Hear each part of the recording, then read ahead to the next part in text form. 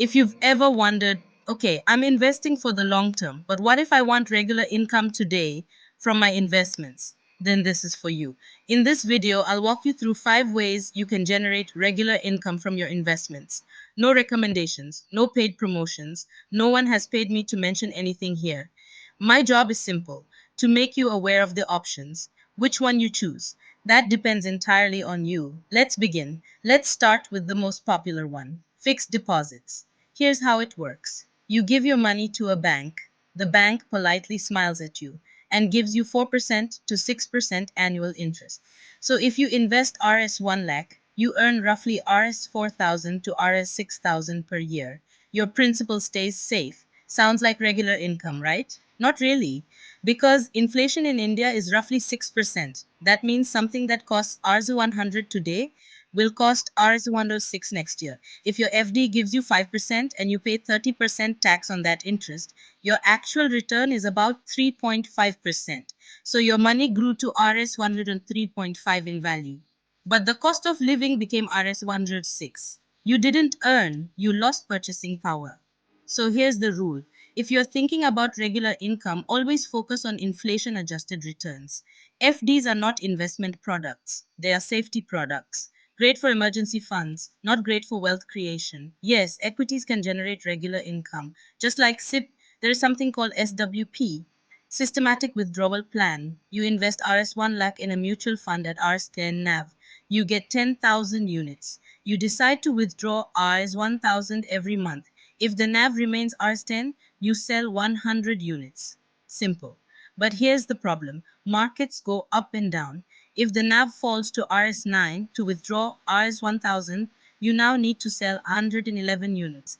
Instead of selling 100 units, you're selling 111, which means your capital is eroding faster when markets are down. This is called sequence of returns risk. SWP works, but only if you're prepared for volatility. If you need guaranteed stability, this may not always work in your favor. Now let's talk about something Indians love. Real estate. Buy a property, earn rental income. Simple. But the problem?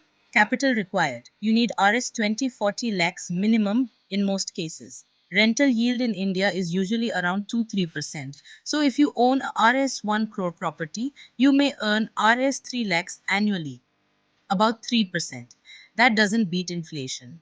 But property values typically grow 5 to 6% annually.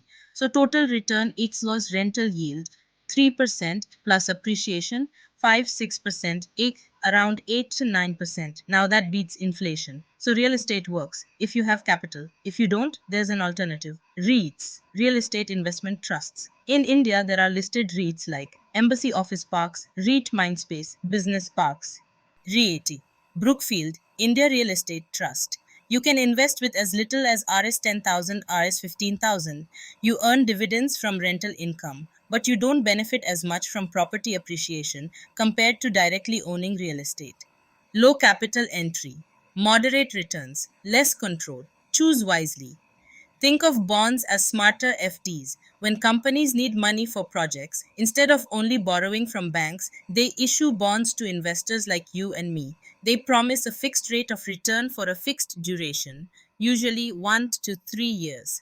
Returns can range from 9% to 11%, higher than FDs, often above inflation. But here's the catch. If the company fails, you could lose money. So bond investing requires research. Check. Credit rating, AAA is safest. Collateral backing duration. Company financial health platforms exist where bonds are listed, but never invest without understanding risk. Fixed returns don't mean risk-free returns. Some platforms claim 12% fixed returns. They even say daily returns, no withdrawal penalty, anytime liquidity.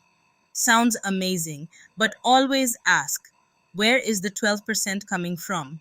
Either they lend at 14% and give you 12%, or they are taking higher credit risk. Banks do the same thing. They pay you 5% on FD. They lend at 9 to 12%. The difference is their profit. The same logic applies here. I am not dismissing these platforms, but I personally allocate not more than 5 to 10% of capital to such high risk products. Here's a simple framework. Emergency fund, FDs. Long term wealth creation, Equities, mutual funds, high capital and stable income, real estate. Short term fixed returns above inflation, bonds, high risk experimentation, P2P lending, small allocation. The real secret, your long term investments should grow wealth. Your short term instruments should generate stability. Don't confuse the two. Make your money work for you today while it builds freedom for you tomorrow. I hope this gives you clarity. Now the decision is yours.